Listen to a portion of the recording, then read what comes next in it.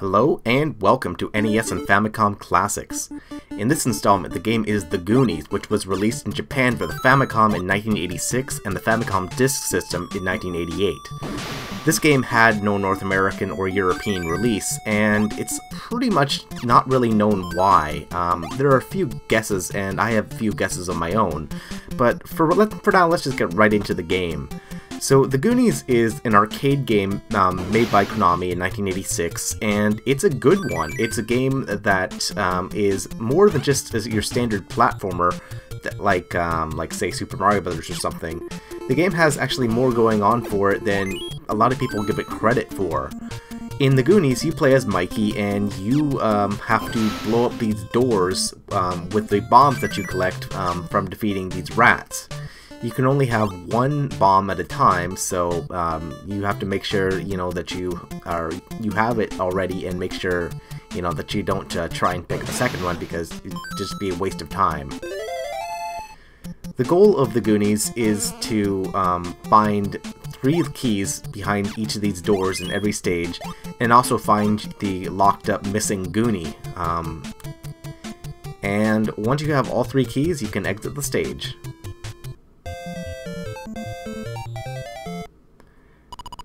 The game starts out pretty simple, but over time the levels get more and more complex, and this is actually a really good thing because the game has a really nice difficulty curve to it that's missing from most Famicom games, where if the game is easy, it's going to be easy all the way through, or if it's hard, it's going to be hard all the way through.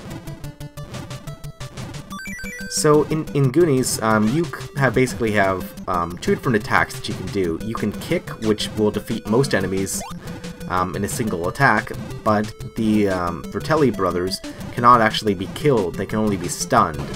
So you gotta watch out for those guys in blue.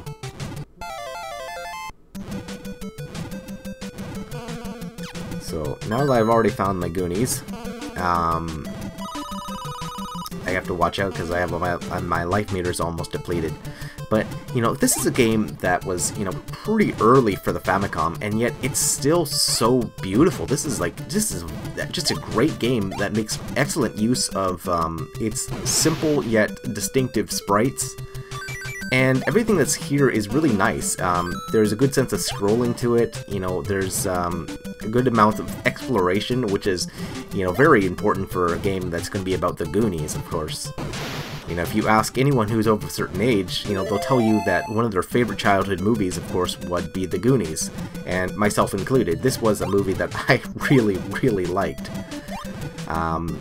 And it's odd because this game, despite never coming to North America for the Europe for the NES, it was only a Famicom release. It actually was released in arcades as both a Nintendo Versus cabinet and a Nintendo PlayChoice 10 game. So this game could have come out for the NES. It's very, very well possible. It just didn't. Now, as for why, it's hard to know. Hard to say, because for one thing, Konami in 1986 was not a really well-known Western developer, so for them to make The Goonies a licensed game, and make that for the NES, which would be one of their 5 games that they could produce for that year, Konami chose to include some more of their surefire hits, such as Castlevania and games like that. So The Goonies did not make its way out until 1988, when we finally got The Goonies 2, which is a totally different game, and it isn't nearly quite as good in my opinion. The Goonies has, for one of the items that you get that makes you invincible is a cross. And, religious symbolism was a big no-no for Nintendo of America at the time, where they thought, putting in religious symbols of any sort would be, against their family values, I guess, is what they had. So this meant that games like Devil World never came out, because Devil World, of course, has you getting the Bible and fighting against the devil, which is kind of hilarious. But the Goonies, because of this cross item that you can get, which makes you invincible, and like it kind of works just like the star does in Super Mario Brothers. Maybe that's a reason why the Goonies never got localized for the NES. However, if you are looking to pick up this game does not have any sort of Japanese that you need to know at all, so, you know, don't worry about that. There's no real barrier to entry with the language in this case. This is just a really excellent game. There's what I try to do, jump over the steam, or whatever those things are. With 8-bit graphics, you sort of have to use your imagination to figure out what things are supposed to be.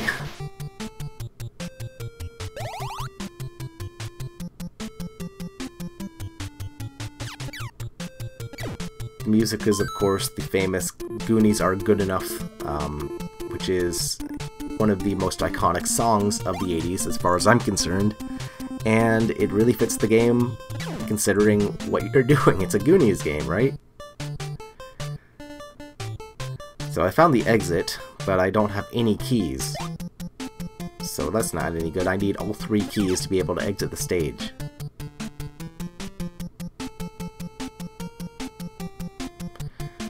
Now, one thing I should mention is the controls here are absolutely fantastic. Considering how early in the Famicom's life this is, they really, really nailed the controls.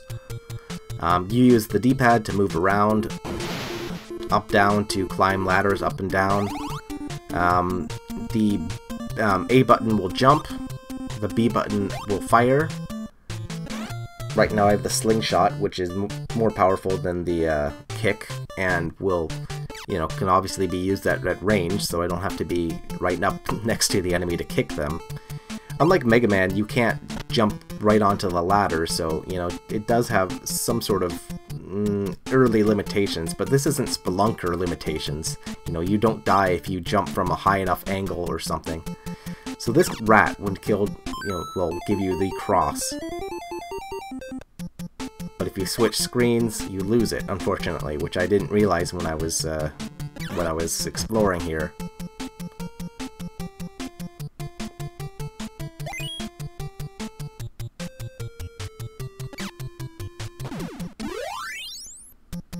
So continuing on, the other thing you can do with the controls is you press down and B to lay a bomb when you have a bomb.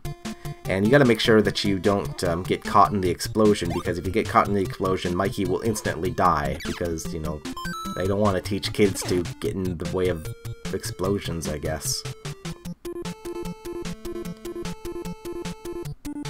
And you can duck by simply pressing down.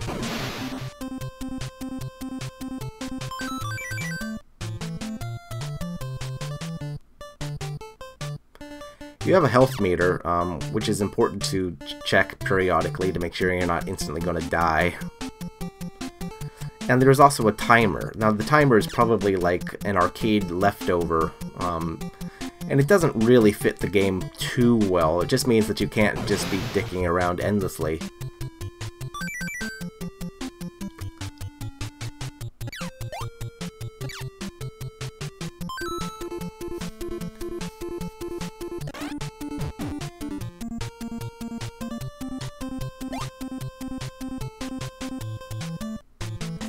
The excellent fluid controls really do make this game something that is worth checking out, even if you have no interest in the Goonies as a film or as a property. This is a really, really great game. And, you know, it's just such a shame that it never got localized.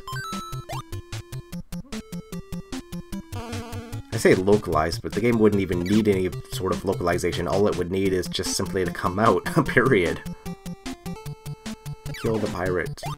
Oh, it's a bit too late that time.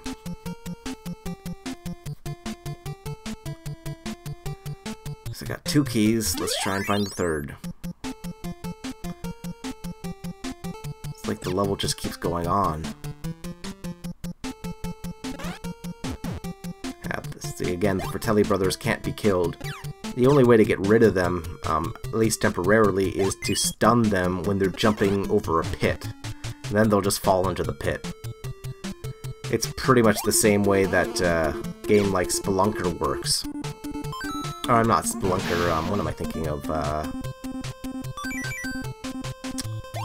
Jeez, not Spelunker, Load Runner. To get rid of the the robots or whoever things are chasing you in whatever version of Load Runner.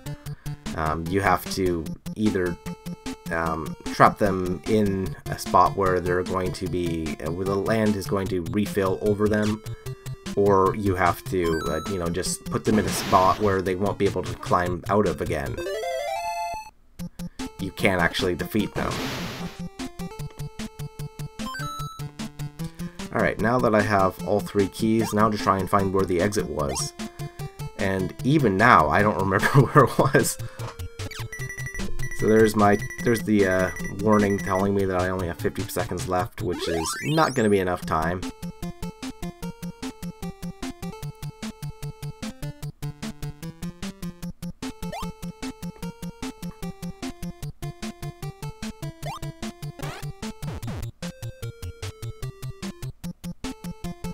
So I'm just really guessing at where to go. I don't know for sure.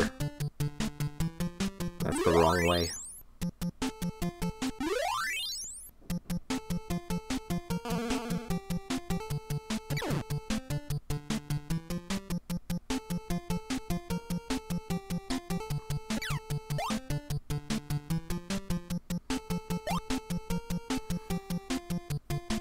I think I was supposed to go to the left. Ah, there's time over. Time over.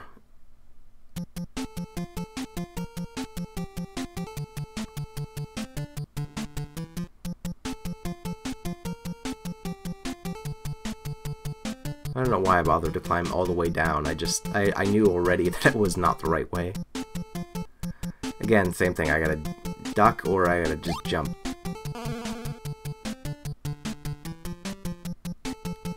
Alright, now this leads to the exit.